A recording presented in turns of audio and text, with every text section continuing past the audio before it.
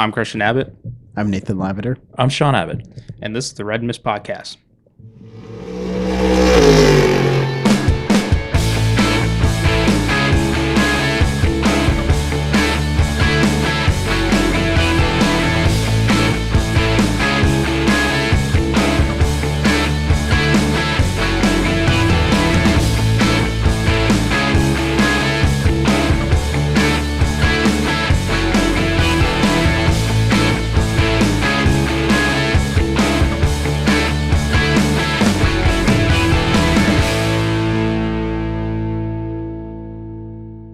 Hello, welcome to the Red Mist Podcast, Season 4, Episode 10.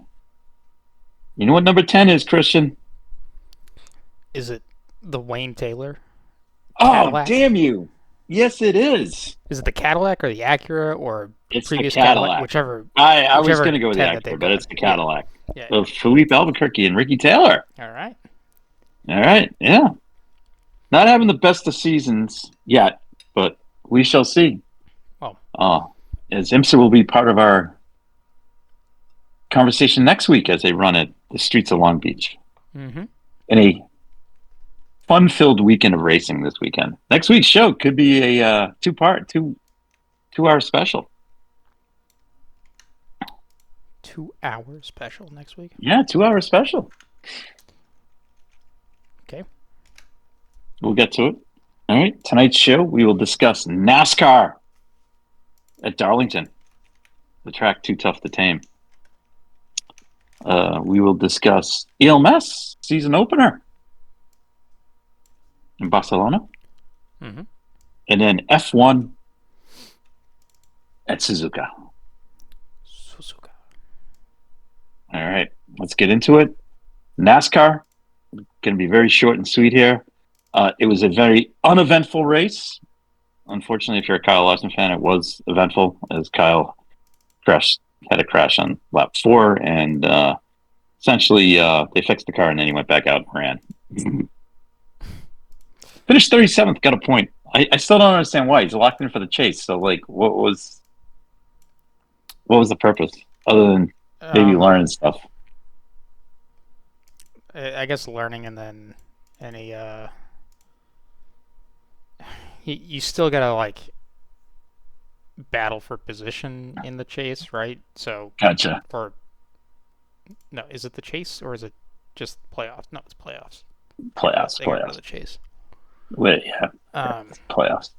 Okay, and then yeah. So obviously, the higher up, the more points you, more buffer you have when you go in there. Right. Anyways, that was pretty exciting. Yep. Anyways, so Denny Hamlin with the win. Back to back. Back to back. Back to back. So much for this this 16+ winner of a season that we've been hyping up the possibility for over the past couple of years. Well, you think? I mean, well, it's been, I see what you're saying. It's been what, Byron once or twice? Bell 3 times. Larson's got one. Larson, and Larson and Byron will probably win again, right? Josh Berry's got one. Yeah, Berry's got one. He's kind of the standout, and then Hamlin's got 2. So yeah, you know, everyone that's been winning has been getting multiple wins now. So yeah. It was throwback weekend, so there was some colorful paint schemes. Thought it was cool. That's my favorite part of this weekend. I mean, I do like the track, but I mean, I don't like the race format. So, outside of that, man, this is funny. They're using H-pattern gearboxes in a GTO car. That's friggin' awesome. Friggin' Mazda RX-7 is 4-rotor is leading the 2 Whistler Mercury Cougars of Roush Racing. Glory days. Anyways. So we had Hamlin, Byron, Bell, Tyler Reddick, Ryan Blaney, Chris Buescher, Ross Chastain, Chase Elliott, Ty Gibbs, and Kurt Busch. That was our top 10. All right. And the exciting thing is, though, we move on to Bristol for this weekend. Is that something exciting? I like Bristol. Yeah. Yeah. Okay. No, not a Bristol fan. I don't know. It's okay. It's fine. They should go back to dirt. There. That's a controversial take. No. I had enough of that. Are they doing? No, they're done with that dirt experiment. They're done with that. So yeah, they're done with that, and they're done with the Coliseum. So anyway. All right. Well. All right. Let's move on to EMS. The season opener.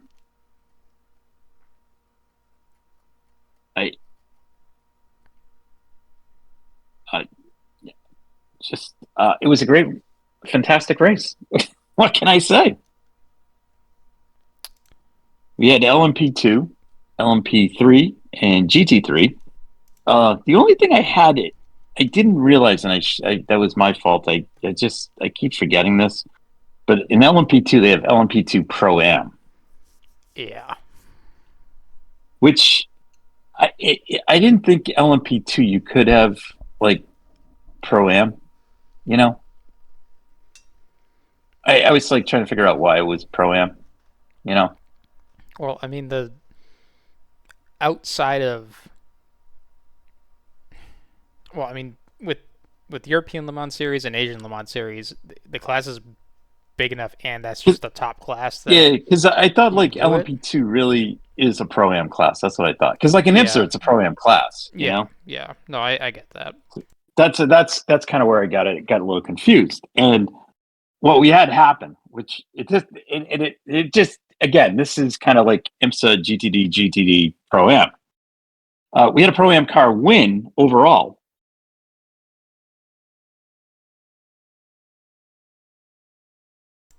Yeah, and then we, sure next there was cautions where it sets up, you put the pro. Well, there was, there was a caution at the end that played critically into the race.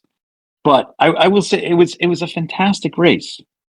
Again, and what I like about the LMS, like IMSA, the only thing is I wish IMSA would go to this time format more so than the 2 hour and 45-minute race. Not like I'm like Long Beach, 2 hour and 45 minutes or whatever they're going to run is fine, and the same in Detroit. Okay, but I would like to see them go to 4 hours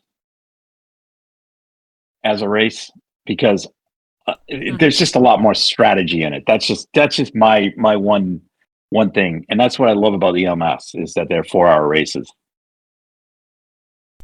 Yeah, no, it's definitely a good format to move to if they did. Yeah, so Francois Perotto and Max Verstappen, along with their co-driver Alex Rivera, they took the win overall, even though they were in a Pro-Am car. Now, that driver lineup, the first two guys, is pretty stacked. So, I mean, come on.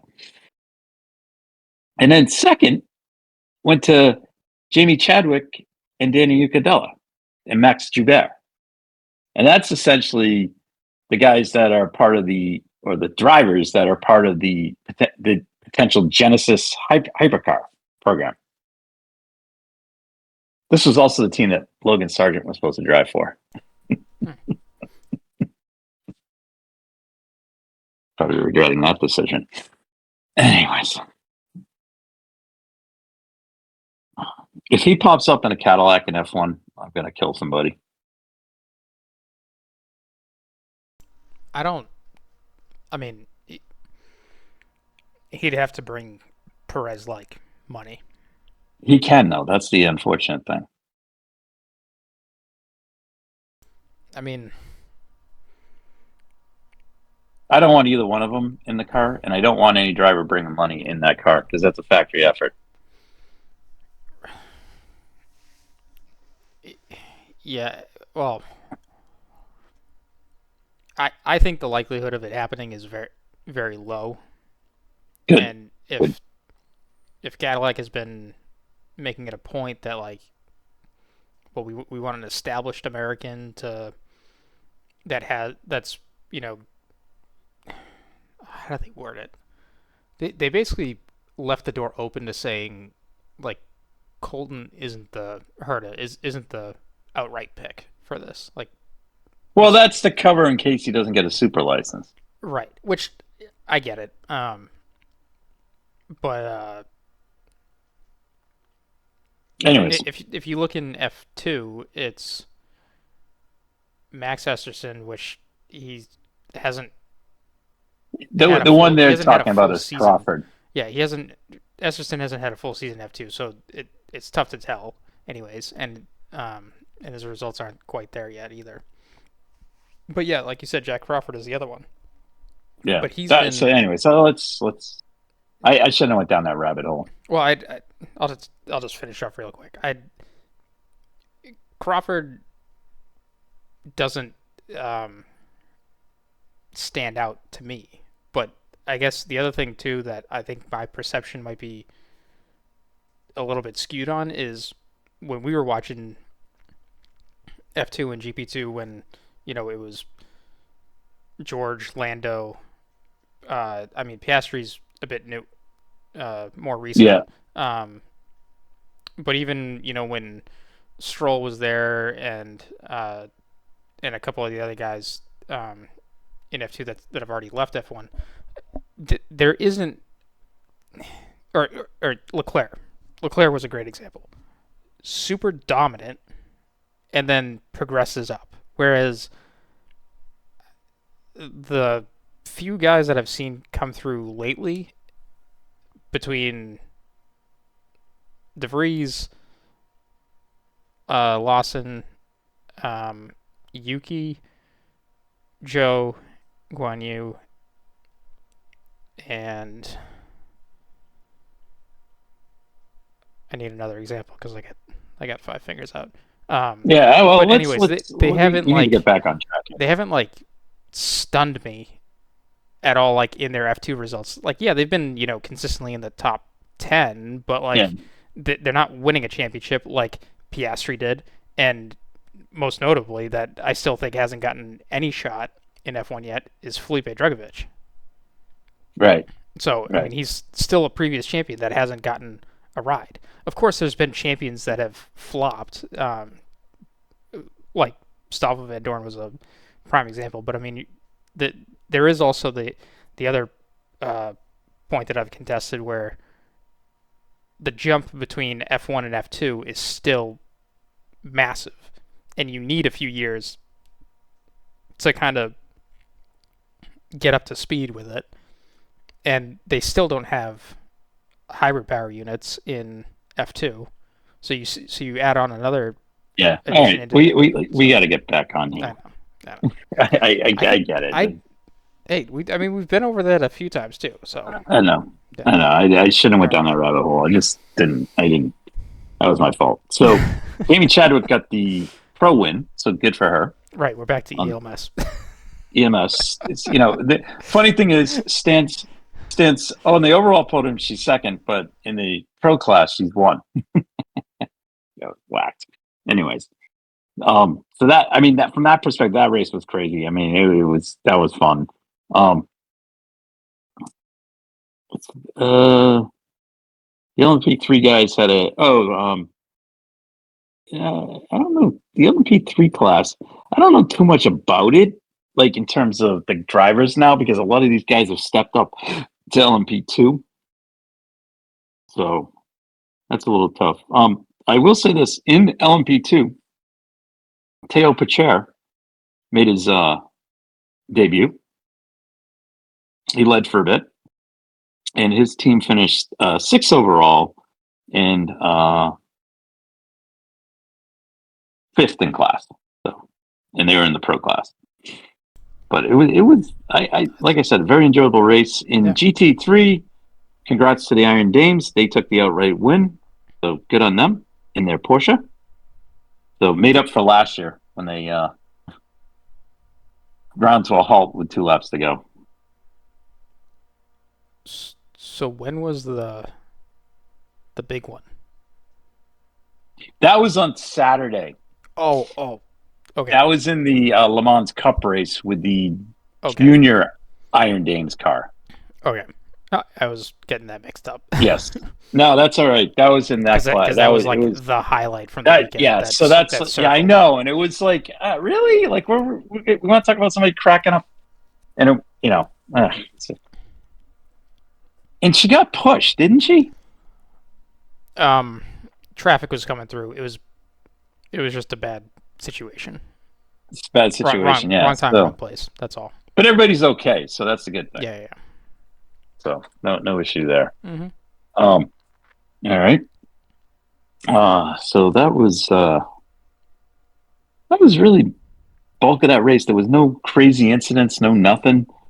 Cars dropped out due to attrition, things like that. But again, I it was an entertaining 4-hour race. So from my perspective, I enjoyed it. Yeah, I completely forgot about that they ran this weekend until I was on YouTube at one point during the day and saw that they had the highlights posted, and I was like, yeah, that would have been a good race to watch.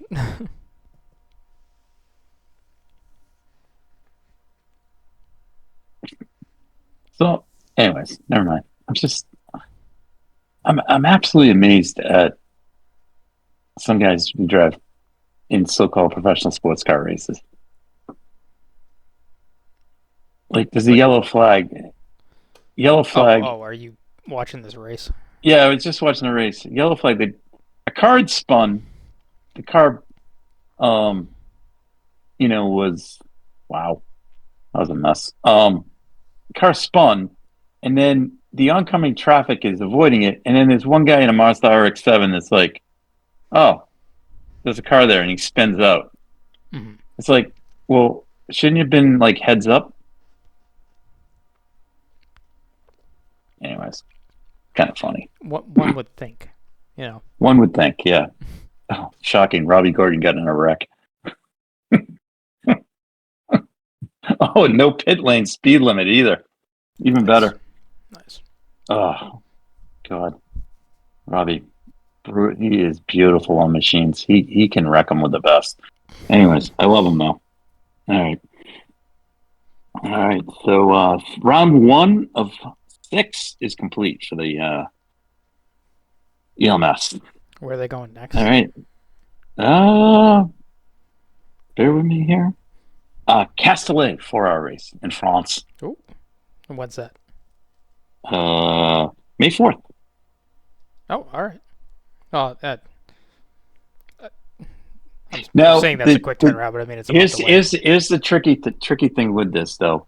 For you folks that want to watch this, I think I don't know if it's on Mav TV or it's on something. I think, or what's that other one? That sports one. There's another one. So you have to watch in order to get this on YouTube. You got to put the VPN on. Oh, I thought. So. Oh, I thought I've watched. It might have been Asian series. It comes. So they'll do the race replay. Yeah. On free YouTube, but the live race it's geo blocked here. Okay. In the States. Mm-hmm. But the Le Mans Cup and all the other stuff, and the Ligier Cup and all that, Ligier Cup, that's not geo blocked. Mm-hmm. It's able, so it's out there. Anyways. All right. Let's move on to Formula Uno. Yep. And Suzuka. Oh, I thought it was Monaco. Some people are going to claim it's Monaco, but I'm going to say I thoroughly enjoyed the race.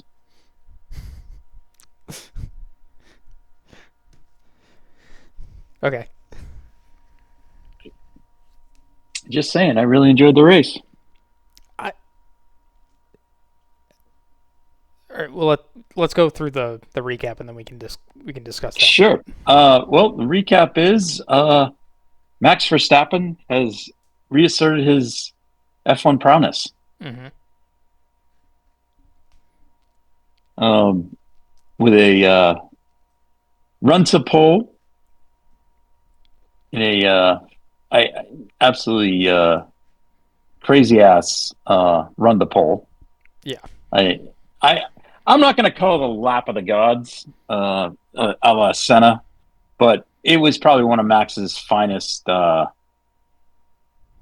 performances in qualifying. I will have to say. Well, as Fernando put it, he saw himself in 2012 with the fourth Fernando car. did. Yeah. I love that. That's putting wonderful. It on pole. So excellent. I don't disagree with him. I don't either. He's made it was pretty damn good. Alonso he's funny to watch when he watches Max, because I think he just sees himself. Right.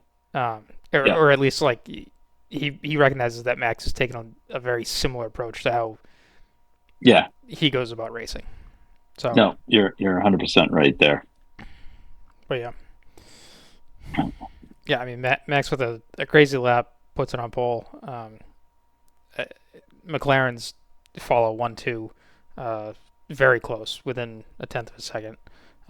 So exciting to watch there. The Ferraris were a few tenths back. Not as close as I probably would have liked them to be at this point in the season, but then again, we're 3 rounds in and there's plenty of the season to go, and upgrades are coming soon. So we'll see how it all plays out, and I'm sure there's going to be a track or two where, just like we saw at the end of last season, where some races just flip-flop back and forth of who's fast and who's not. So maybe they just haven't put it together yet.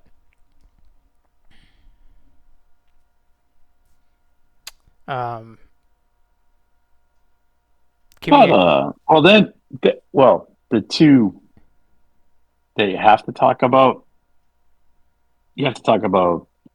Hajar and Berman. Yes, in qualifying. Yes. Yeah. Very great job by both of them. And I'll say too, Kimi Antonelli put in a good performance as well. So like he's not. Well, and the reason I'm citing those two over Antonelli's, I mean Antonelli's in the Mercedes and the car is pretty consistent. Yep. Overall, so I think it's the Mercedes as, let's just say, the Red Bull or the VCAB. What do they call it? The VCAB? VCAR? Whatever it is. VCARB. Yeah. I think it's a much more drivable car in the sense that both Russell and Antonelli are able to finish, are within each other, that type of thing. Yeah. So. Well, and Kimi has been getting up to speed, so that's been good to see. And I think this Suzuka has probably been a track that he's driven on. Yeah. No, you're right. I would think so. You're right. So now he's had similar to Lawson's scenario. He's now going into some tracks where he's driven before. So you get some of that to benefit you, hopefully. Yeah. Who is next? Williams? Sort of. Albon. Albon split. Albon finished behind Hamilton 9th. Oh, that's right. Yeah. And then 11th was Gasly. Sainz was 12th, but demoted to 15th because he had the penalty the impeding penalty or whatever it was with Hamilton. Sure. And then I'm going a strong effort this weekend from Lance Stroll overall. Yeah, that was something. It was something. I will say that. I mean, he qualified 20th, but he was out-qualified by Jack Doohan. I'm sorry, Jack Doohan. Yeah. Out-qualified by Jack Doohan, who had a monstrous crash. an FP2. I mean, yeah. And he bounces back and he out-qualifies Stroll. Oh, yeah. God. The worst part was Stroll gets out of the car and it's just like not a care in the world. Well, look, the only thing that I have to give him at this point is he is 10th in the standings. I agree. So, and because take Suzuka out of it, the first 2 races he's done what he's need to. Yep. And yes, last in China he scored points based off of disqualifications, but again, ran a legal car, did his race, and the team didn't screw up. So, right. And to kind of flip it a little bit, Fernando finally finished a race because he had 2 DNFs the previous 2 rounds. So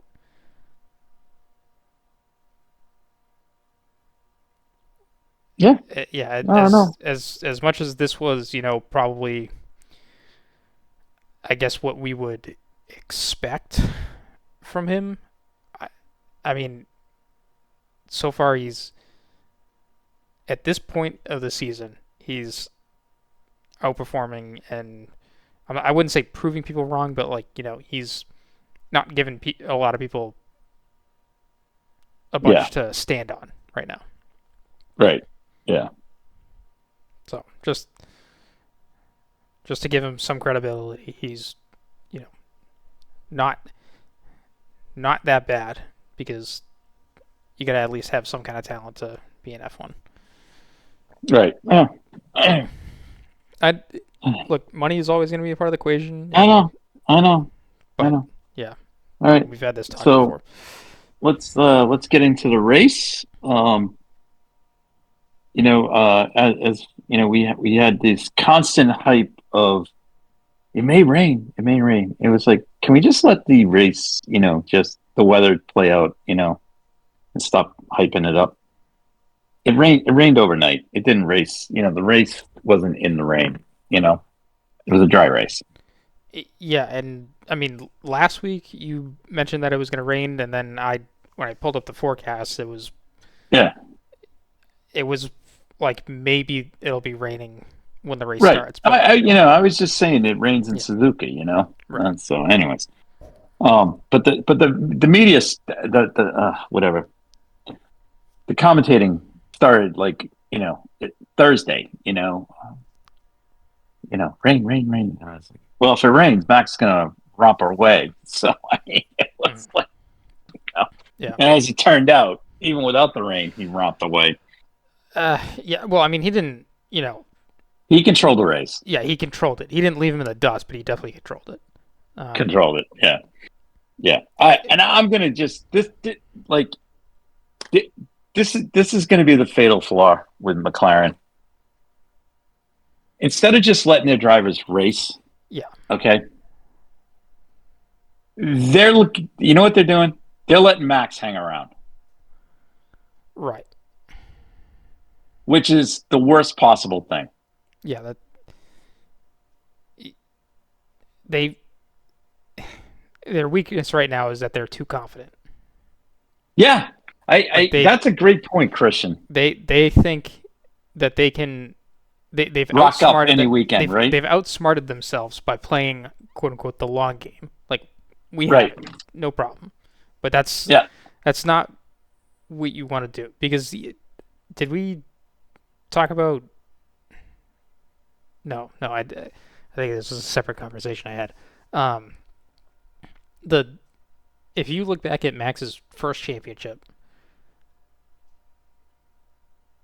during that whole season, but like before you even got to the end of the season, the fact that he was winning races or contending for wins week in and week out, or I shouldn't say week in and week out, but more often than not, because he had to win a substantial number that season.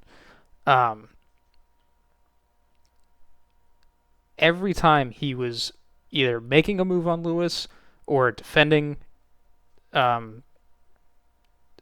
from Lewis, he always made it like it was life or death, because the biggest unknown was, will they ever be that close the next week? Mm-hmm.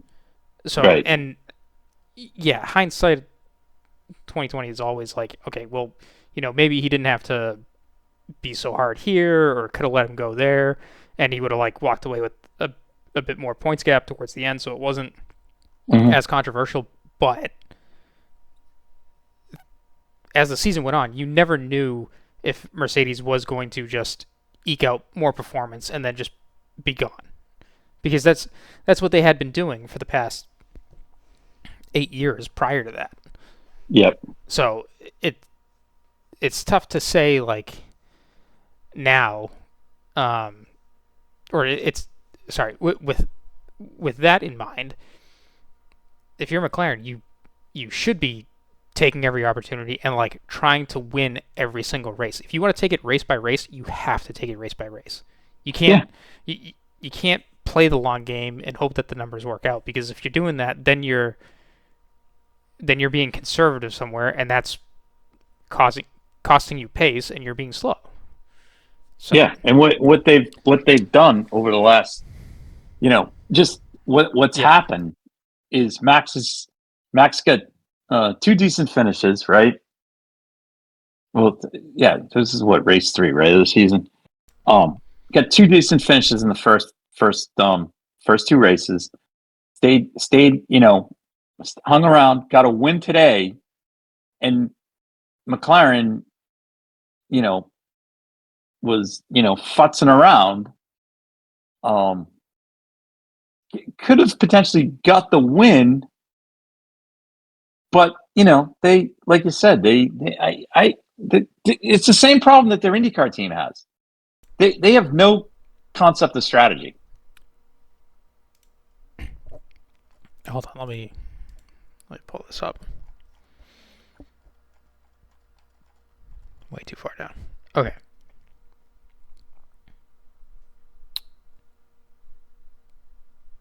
So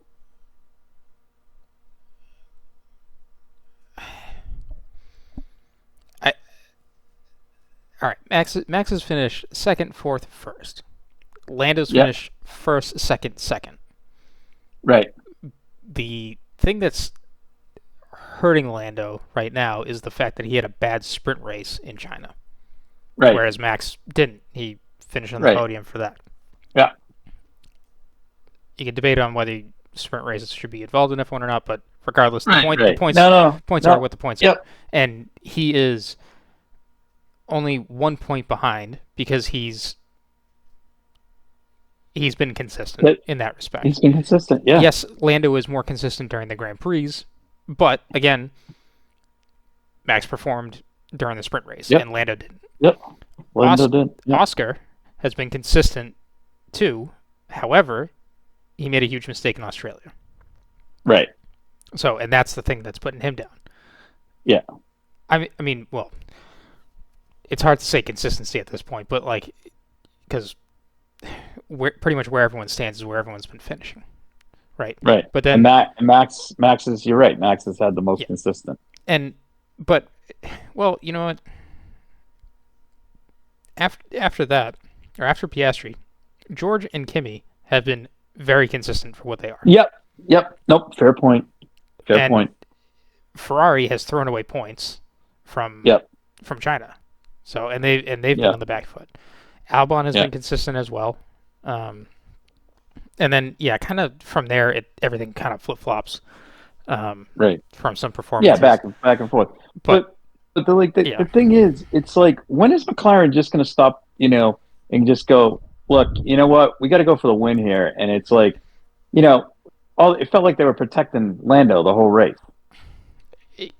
Yeah, they need to. They probably need to switch their outlook on the race and just say, what is our best chance of winning this race? And then, when the season gets, further down the line, after we get back from, say, the summer break, at that point, okay, flip your mentality and see where you are with the points. Because then you can say, all right, Lando's ahead by 10 points. We're going to favor him. If it, assuming that he doesn't have some catastrophic races as the season goes on. But you only do that, when you're in the positions that you should be, where say it's Lando and Oscar 1-2, comfortably ahead of the rest of the field. When you can dominate a race and play the game how you want it, then go and do whatever you want. How of what you think is going to be maximizing the best. But to sit there and not play, to take this backseat approach of we're not, that our two drivers aren't going to have this intra-team battle. It's that we're just going to make sure it doesn't happen like that, and we're clearly going to just tell them both to kind of stand down regardless when they get to each one. No, it's not going to work, because one of them will probably leave at some point. Yeah. And it's almost the reverse, because you're just showing these two guys that you can't let them or that you won't let them race each other. Yeah. And it's not that they're saying one driver has to finish ahead of the other. It's just you just have to hold position, and we're just gonna get both cars home.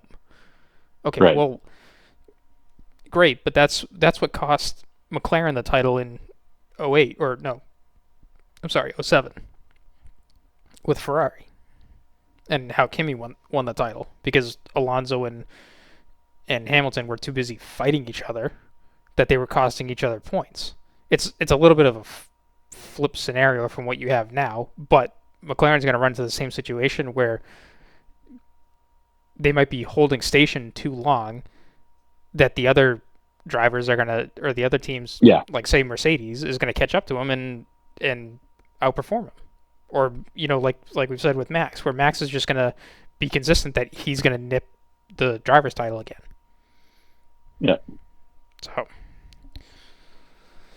I just, I think during the race when, the closest moment was, the pit stop, right? Do you think had McLaren went for, again, if they went for the undercut, they would have pitted a lap later, correct? Yeah. No, undercut would be a lap earlier. A lap earlier. Do you think if they had pitted on their own without McLaren, they could have achieved that? Because I think they could have. Red Bull? Huh? I'm sorry, can you ask that question again? No, I was if McLaren made the if McLaren pitted on their own versus pitting when Verstappen pitted, I think they could have taken the lead. Well, they did at some extent, because they pitted Oscar before the two of them. No, but Oscar never took the lead. Correct. I'm saying had Lando pitted opposite strategy of Verstappen, I think he could have. So if Lando did the overcut. Yeah, I'm just saying that. I think he would have won. I think he would have come out ahead and then taken control of the race. This is my whole problem with McLaren. I don't think they have a clue what they're doing strategy. No, I think their best shot would have been doing opposite to what for Lando would have been to do opposite of whatever Max did. Well, Max did, and then since they didn't, they should have. In all honesty, they should have swapped drivers to let Oscar try and chase him down. Yes, and they didn't. So what they're doing is they're cannibalizing their season. They're going to let Verstappen hang around. So if Max hangs around in the races that he doesn't do well in, okay, and then all of a sudden he gets a couple tracks where he puts the car in the sweet spot and he gets ahead of these guys, they're never going to cut. They're never going to get a break from him. Mm-hmm. And I'm just going to be honest with you. He's mentally stronger than both of those two drivers. Yes. So you got to also factor that in. Is will the McLaren duo at some point during the season, will each driver have some kind of mental? And I don't mean to say mental, but some kind of non-mechanical thing that causes them to lose position. And my feeling is, yeah. I mean, already Oscar's had that. Oscar's had that. And Lando had it in the sprint race. Yep. But you like, it's bound to happen again. Right. And again, too, like, every team is talking about upgrades that are going to be brought, and if you just take last year into consideration with how close these cars are to begin with, and even more so now, the order could flip at any point. Yep. But right, like the biggest thing is it's been 3 rounds. McLaren has had the best car, and they've won 2 out of the 3 races, and they've not finished 1-2 except... No, they haven't finished 1-2. Right. Oh, no, I'm sorry. They did finish 1-2. China. My bad. Okay, so only China have they finished 1-2 and maximized points. But even... Actually, I shouldn't even say that. China, they technically didn't even maximize points because they didn't finish 1-2 in the sprint either. So, at a point in time of the season where you have the best car, you are not maximizing points.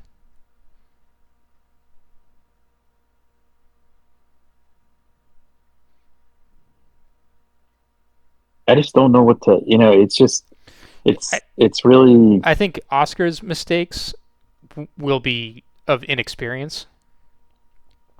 Yeah. I think that'll, like, if, say either he goes for a move on Max or Max goes out for a move on him, it'll just be a misjudgment from Oscar, and either he'll outbreak himself or have an incident where it, like, he's the one at fault because he messed it up. Lando, he's raced Max more, so he knows what he's getting himself into. It's just, I think the question will be, when does he kind of like pull the pin and say, I'm going to stand my ground this time, and you're not going to just run me off the road, or vice versa, like he's the one that runs Max off the road. Yeah. So. All right. Yep. No, fair point. Anybody else stand out to you over the course of the race? I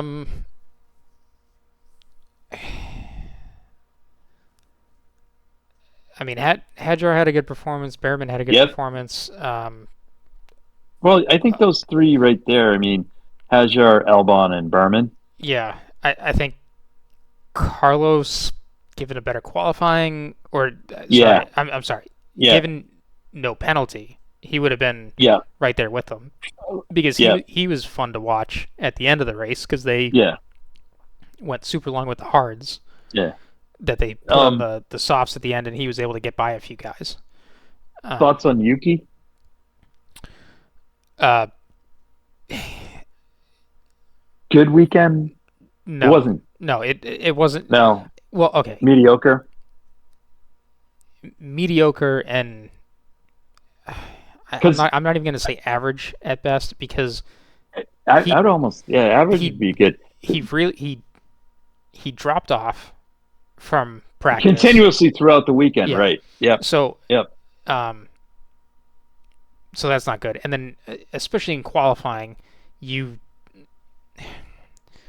look, I'm not saying he had to like put it in the top 10, but like he was he started 14th. Like, it wasn't even like he was just missing out on the top 10.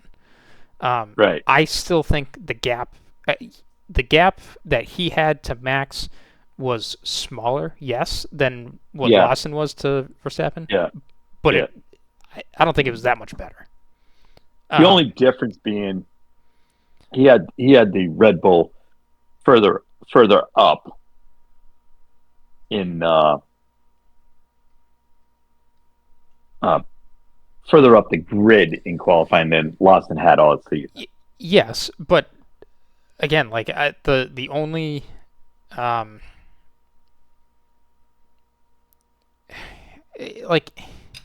okay, here's the other thing.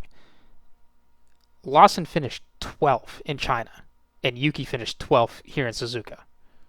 Yeah. I don't know if I'd say he would have done. I would probably say that Lawson would have done better than 17th at Suzuka in the Red Bull than he did in the V-Carb. Yeah. Because I think V-Carb is more likely to mess up strategy than Red Bull is. And it was a little disappointing to see Lawson go to a track that he's been to before and have kind of a lackluster performance, especially with how well Hadjar did. And none of this is to like say that any of these drivers are bad. I think they're just in a crappy situation where Red Bull is super hard-nosed about decisions that they've made, and unfortunately, because of the roulette that they've played with these past couple of years, they've got themselves into this position where they don't have a standout second driver anymore. And yeah, like even if Red Bull does, whether Red Bull has two even cars in the garage, and obviously like you can have different upgrades on the car at the same points at times, so they're not technically the same, but you know, if you're developing the car the same as the season progresses and it's more similar than not, then they might just have a car that is really, really hard to drive, and Max is the only one that can do it. Yeah. So, you're right. And I don't think we've ever said Max is a bad driver. He definitely has always gotten the most out of a car. I don't think there's any argument with that. No, I agree. And it is interesting. It would be interesting if they do claim that the V-Carb, or even if Max, did Max say it, where he thinks that the V-Carb could be faster than the Red Bull? Where somebody, I don't know if he said it. Somebody did say it, but I've heard it. But it would be an interesting question or experiment to play with, because if they have no problem swapping the other three between the Red Bull seat and the V-Carb, why not switch Max for a race? And then you just not that they're actually going to do this, but you would answer the question of how far up the grid can Max take the V-Carb? Yeah, no, that's a fair point. And then you can sit there and say, well, this is really the difference of what a driver makes. And you can take you can take the Red Bull, which, I mean, if you take Max out of it, the car's not even competitive. Yeah. The Red Bull, that is. Like, so with that in mind, like, where does Red Bull and V-Carb actually stand with a highly skilled driver in it? Yeah. And Max is proving that, you know, it can be in the top 5, no problem. Right. And if Hadjar is in 8th. Right. Like, they can, with Max in the car, it's probably right there with the Mercedes. Yeah. So. Yeah. It's drivers. Yeah. Drivers that underperformed this weekend.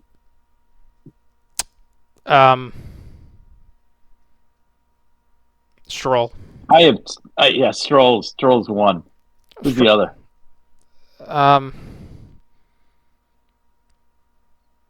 Ocon. Yeah.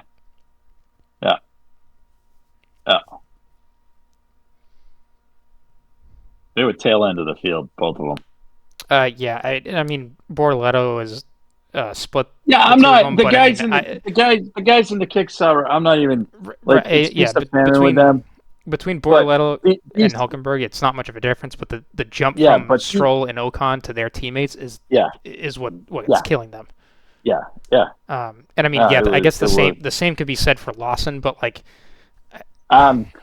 Look, he's going from the Red Bull to. I'll give him a race. I'm not gonna. I mean, especially with everything he's been through, so I'm not. But let's see where it goes at Bahrain. He's finally got a whole season, and it's not. Yeah. There is no rumors or anything about either Lawson or Hadjar or Sonoda getting replaced by anyone else at this point, because it is what it is. Yeah. So unless one of them just starts finishing 20th every single week, then they have nothing to be afraid of. The only swap that's left that could happen is Yuki getting swapped for Hadjar. Yes, but then they look like idiots if they do this. I agree. I agree. And once we have a slow weekend of Formula One, we can talk about Red Bull driver guru Helmut Marko. Anyways, that old fool. Anyways, I've had enough of him. Yeah. So, anyways, so now we go on to. Now we're into a string of 3 races in a row. Actually, we did the first race. Yeah. So now we're going to race 2 and then race 3. So we got Bahrain and Saudi Arabia. In this to finish. And then there's a week off. There's a week off, and then we go to Miami. So I mean, we're thick into Formula One here. Yeah. Well, and this is one of 2 triple header weekends, because then the other triple header is towards the end of the calendar with right. I think it's Mexico, Brazil, and Vegas. Yeah. So. And I'm sure some of these guys will. Once after Saudi Arabia, like, they'll enjoy a week off or whatever it is to kind of reset. Because then after Miami, then they got 3 races in Imola.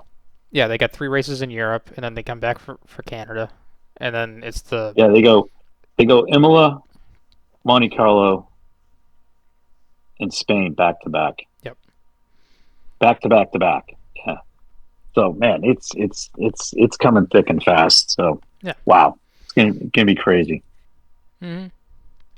All right, let's just take a quick spin. Wasn't really much out there for news this week at all. Mm-hmm. So I think we're good. I think the most. The only thing that I saw was for IMSA going into Long Beach, the BOP got flipped around pretty good. That moved around. So the other big thing is it's Robbie Wicken's debut. Yes, it is this weekend. So really excited for that. Him and Tom Milner. So they'll be teaming up in the DXDT car. So that's going to be exciting. Mm-hmm. All right. Let's get into this weekend. What we have on the calendar. We have Formula One, obviously in Bahrain. We have MotoGP in Qatar. We have NASCAR, obviously at Bristol. IMSA, GTP, and GTD at Long Beach, along with IndyCar. Yeah, it's packed this weekend. It's a packed weekend, so set your DVR or buy a bowl of popcorn. If you live in the Northeast, you're going to be in-house because it's going to rain all weekend. I mean, the other thing too, not to get too far ahead of ourselves, but the only series really missing is WEC, and they're racing next week. So it's No, you're right. Yeah, it's wow, it's getting good here. Mm-hmm. All right, let's roll into our picks. Mm-hmm. I thought I had received Nate's picks. Earlier in the day. And then I saw the text that Nate sent. I swear I thought I saw an earlier text from him, but because this one actually made more sense. Oh. Well, the one he sent to us. Yeah. So Nate has Lando winning, Mm-hmm. Max second, and Oscar third. Yeah. And I went on a limb here. He went with Ollie Berman as his dark horse. I mean, I don't. After last weekend, I don't know how much of a dark horse it really is. Yeah, but anyways. Actually, the past 2 weekends, I really don't know how much of a dark horse it is. Yeah, well, he's performed. He's performed. So, anyways, what? How about you?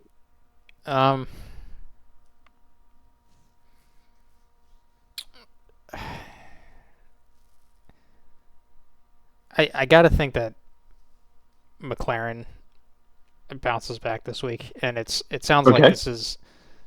The other thing too is this is where they did preseason testing at.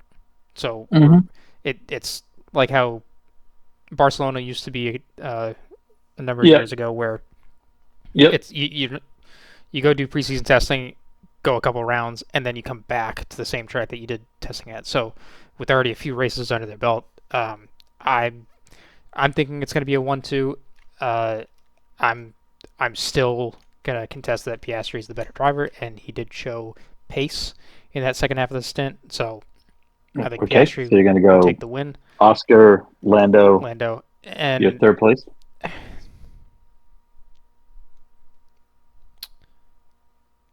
I would like to see Ferrari do something, so I'm gonna take Leclerc on the podium. Well, guess what? So we both have the same picks. Okay. All right. Who's your dark horse? I'm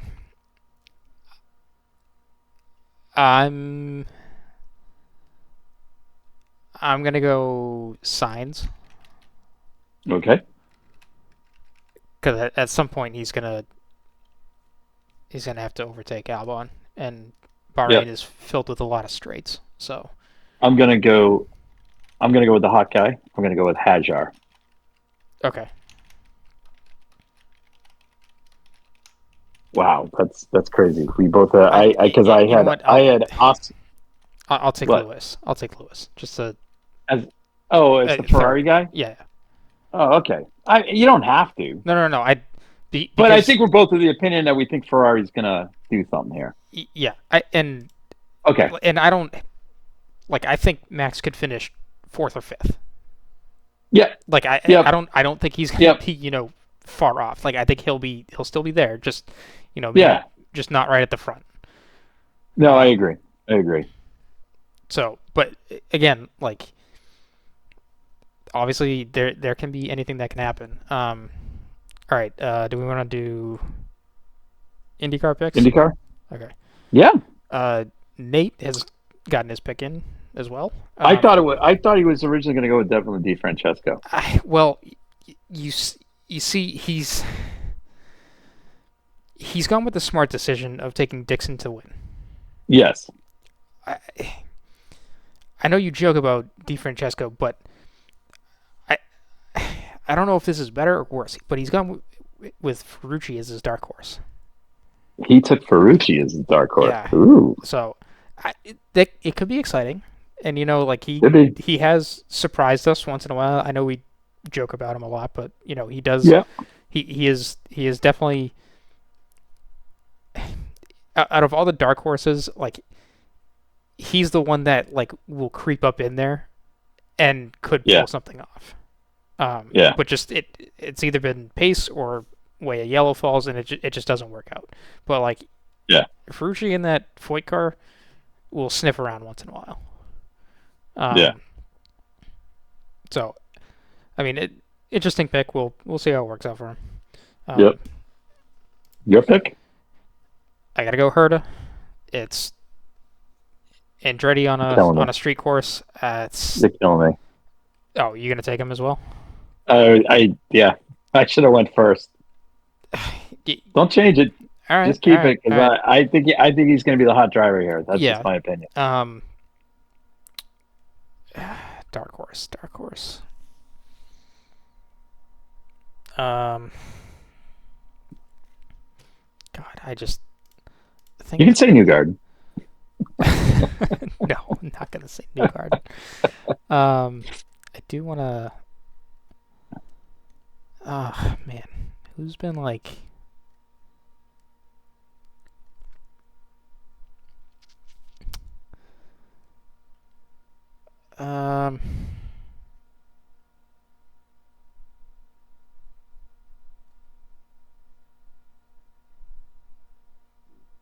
God, it's taking forever. Let's go Rosenquist. He was good. He's been good. Ooh, I like that. That's a good one. All right. So I'm going Herder. I'm going the hometown kid. Mm-hmm. And my dark horse is going to be David Malukas. That's a good one. That's going to be my dark horse. Yeah. I was going to go with Alex Rossi, but I don't know if can you consider him a dark horse? No, you can. You can. He's No, but I'm going to go with Malukas. Yeah. No, I think Rossi's fair game at ECR. Yeah. So that's not a problem. I mean, really, it's what Ganassi, Penske, and Andretti. Yeah. And I mean, even it's hard to say Andretti of late just because they haven't quite put it together. I mean, yeah, McLaren up there too, but same deal as Andretti. It's like they're there, but they just don't quite get it all the time. So, do you have anything else? No. Okay, so this is. I just want to go back to the comment or the joke about Suzuka being Monaco. Yeah. I have 3 suggestions, and 2 of them are kind of in the same boat, where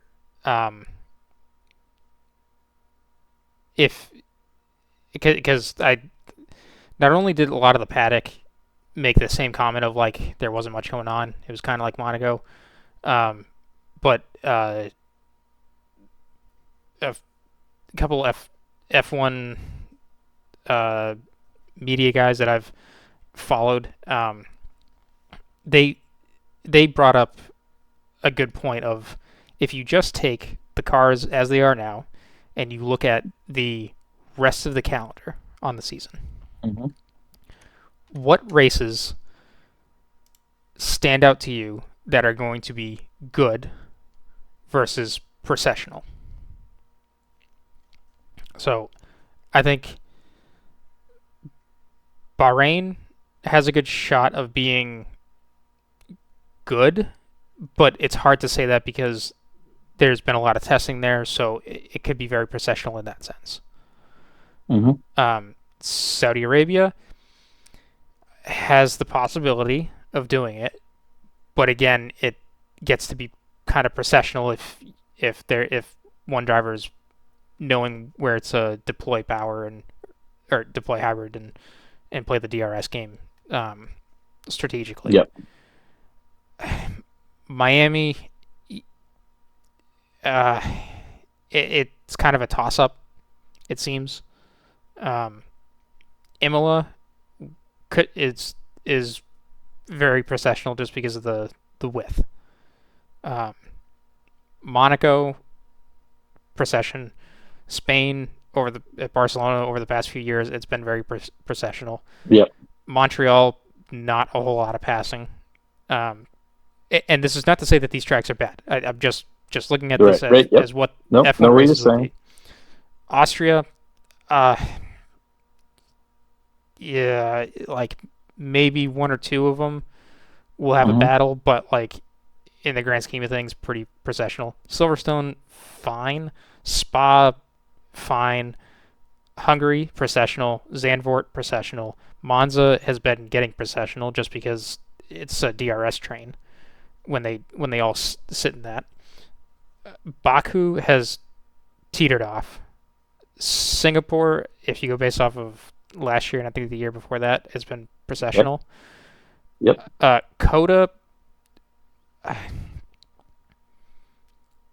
it's been a track where guys have been pushing one another and keeping each other honest, but but if you just kind of look at it from that standpoint, then it's been processional.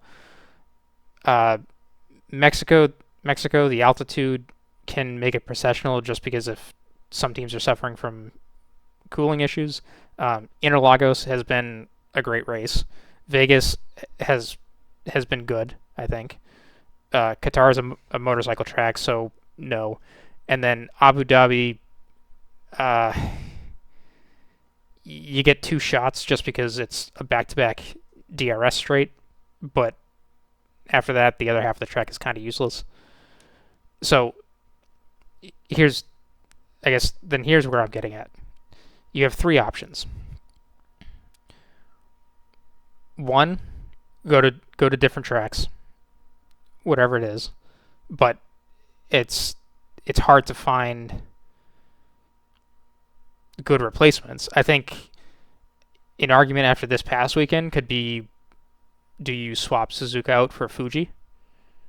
Just because there's a little bit more space, and it might be a bit more, might be a couple more opportunities, and WEC has gone there for the sports car races and had good shows there. Second and third points are regulations related. First one being that you could change up this artificial passing implementation, so you get rid of DRS and put in something else, whether it's push to pass or an overtake system that's also kind of push to pass, but how they use it in Super Formula, which again, like, I watched the Super Formula races at Suzuka, and they're going, I don't know, 6 seconds slower than F1, and it's a pretty damn good race still. So again, just a different way of looking at it. And then the third solution is you make the cars small. And I'm not talking, this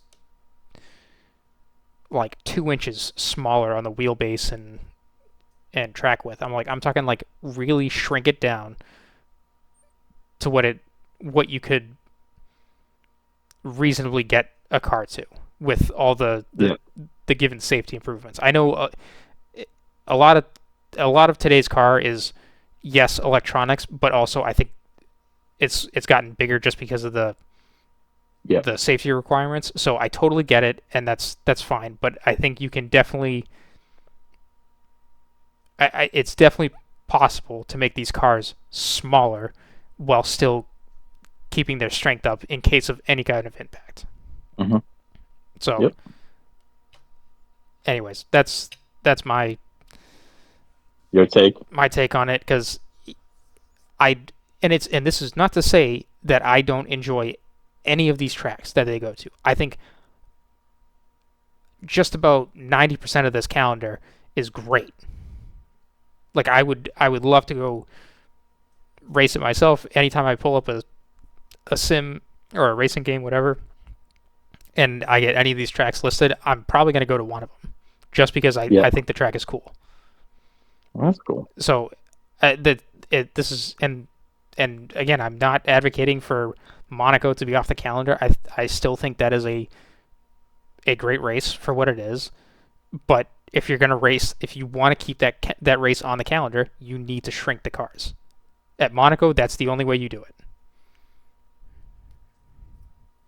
So I will still contest that the cars need to go smaller. I get why some of the manufacturers might be hesitant to not go forth with that V10 model, but like, if you can get the hybrid system out of the car, that takes weight out of it too. you could probably even restrict the amount of sensors on the car as well, and like really get it back to, can someone engineer with minimal data? Yes, it's a bit more guesswork, but that's kind of the point. You don't want to have the computer drive the car all the time and make the decisions for you. And again, if you simplify the power unit, your reliability can only go up in that sense, or you'll have more resources being poured into an engine like that. Audi is probably the biggest no that would be on the board for doing something like that, because I just don't think it aligns with what they're trying to do as a manufacturer anyways. Yeah. So I get their hesitancy, and I wouldn't be surprised if they were to opt out of F1, but it's just a bad strategic move it's just been bad luck at that point for them. If everyone else is on board and they're not, just because they just don't believe in it, which fine, or you somehow create a rule set similar to IMSA and WEC, where you have different engines being allowed into the sport, but you figure out a way to maximize the power output, or I'm sorry, limit the power output to the wheels. Gotcha. Yep. So it can be done, and I'm sure there's a solution, but obviously there's a lot of money at play, and if they're getting these cities to pay the sport of F1 this huge lump of money to go do more street races, because that's what brings in the most fans apparently, but probably just brings in the most money. Yeah, I mean, I've definitely gone away from, if I can catch the race live, I'll catch it live, but if I miss it, I think that's the great thing today, is where I can just, go flip on F1 TV and rewatch the race, and if it's getting kind of boring, or if there's a red flag for whatever reason, I can just fast forward through it. Yep. So. All right. That's some good takes there. Yeah.